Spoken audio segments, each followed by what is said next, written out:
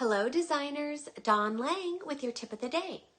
If you're designing asynchronous e-learning modules, there are some concepts that contribute to a more effective and user-friendly learning environment. Accessibility is one of them.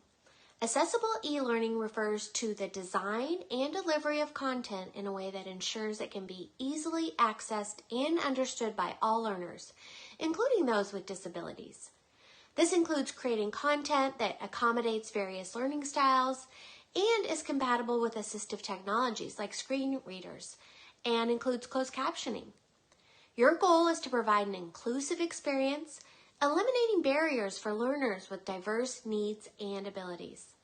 A lot goes into making our e-learning courses accessible.